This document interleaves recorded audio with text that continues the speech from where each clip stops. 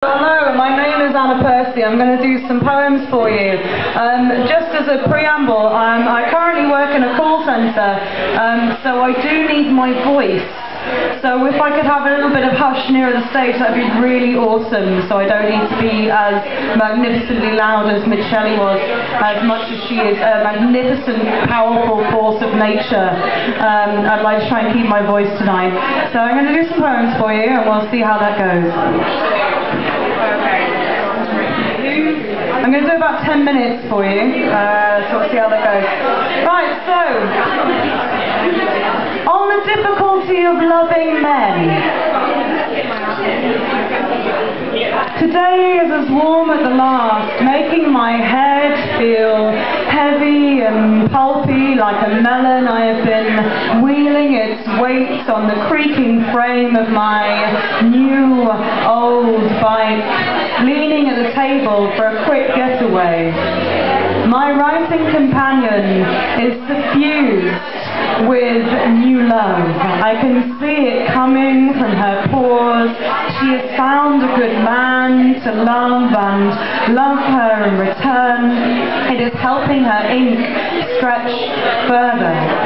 At the next table, a man is loudly saying that he's never abused women, so why do they act like such cunts when he chats them up? He spits this word, and I know a man like this would seek to pluck it from the mouths of women who own their bodies, name them as they choose, who lovingly roll the word cunt from their mouths to their lovers.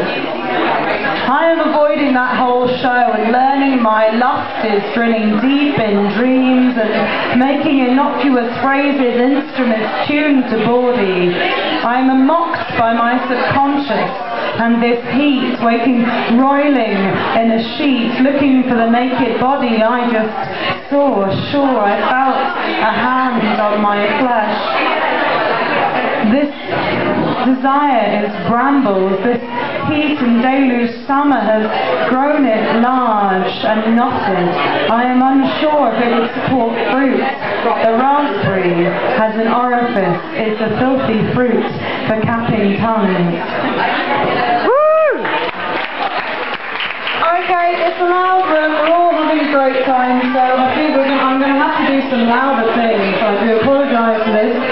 And also how my voice will feel tomorrow, but I think it's going to be better heard if I do this particular poem. Do we have any Edgar Allan Poe fans in the house? Edgar Allan Poe? Yeah!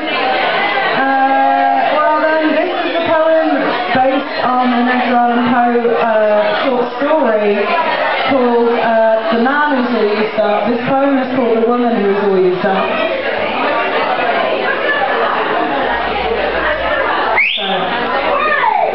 The woman is all used up. First, pluck out your eyes. No longer see lascivious stares or sneers. Men pantomiming your breasts on their own flat chests. Your fault for having a comical body. For being other. Your eyelashes were likely to be too pale and short, and the iris not the startling uniformity of contact. Bang off both your ears. No longer hear men clamouring for your attention, trying to persuade you into car seats. No longer hear bitch when you don't respond. No longer hear the latest ad for ridding yourself of those unsightly underarm wrinkles.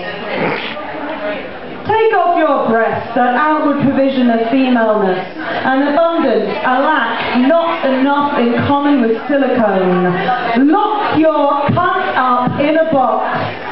Nothing left to grope or aim for between the legs. Then unscrew those legs at the hip joints, those shapely ankles, those thighs, always too much in the thigh.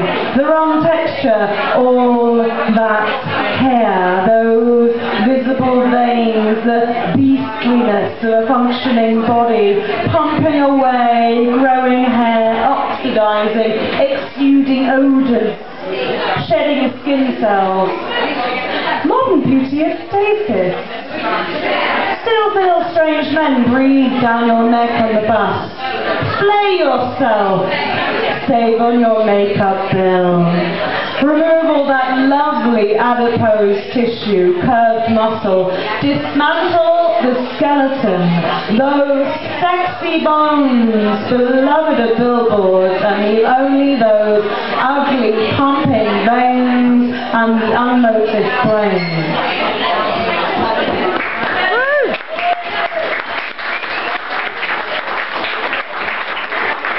Yeah, we're planning quite a set and everything, but it's not quite room. I appreciate that. Everyone's having a great, lovely time.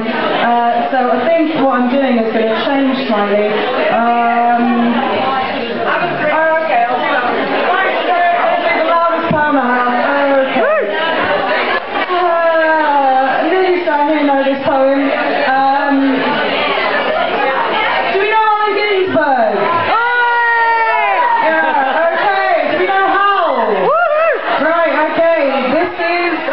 Inspired by how I don't normally do this poem, but considering it's a loud room, this is going to be the loudest poem that I know. And this doesn't normally get performed in Manchester anymore, so you're lucky. No one gets to say this poem anymore because it's old.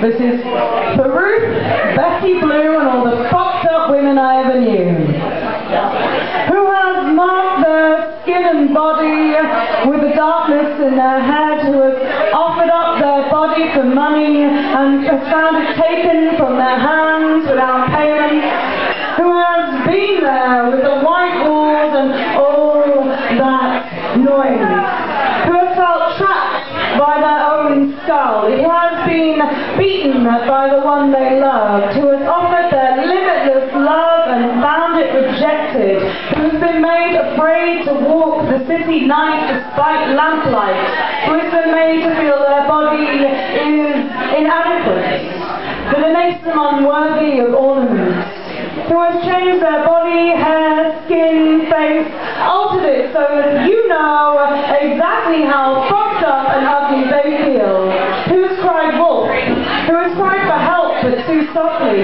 who has been made to feel their gender is at fault, who has lost the plot, lost their keys, lost their voice, their face, their shoes, their self-respect, their virginity.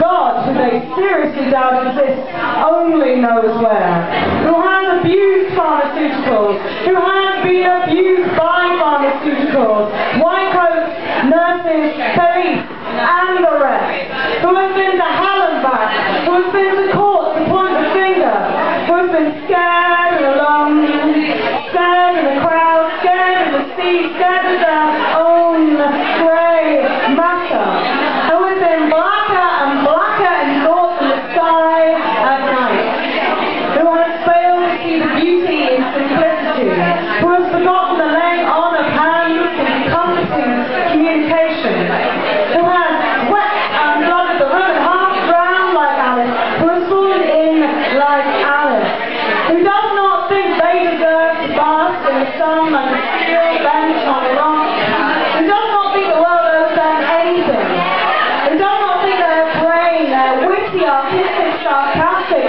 maladjusted brain is worth nothing, their achievements mere bones of things, no flesh and tendons to articulate them and make them real. They've had bones broken. They wanted to break their bones just to feel, to prove the armor automatons. I felt they had not got a good bone in their body. All bad bones, bones with the sun sickness eating from the inside out. They've been down to their bones of their person. Bones hang around their necks of their mothers, brothers, friends, strangers, fathers, lovers.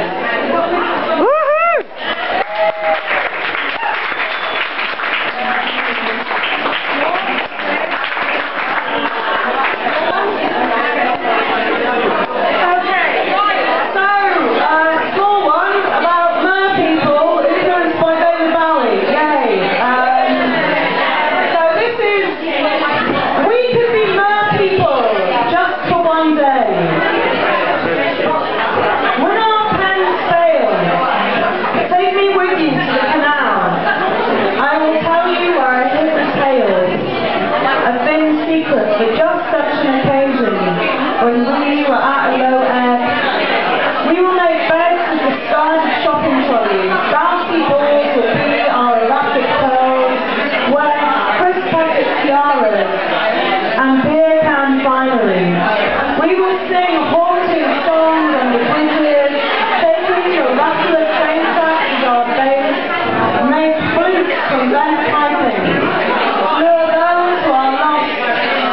join us with our beautiful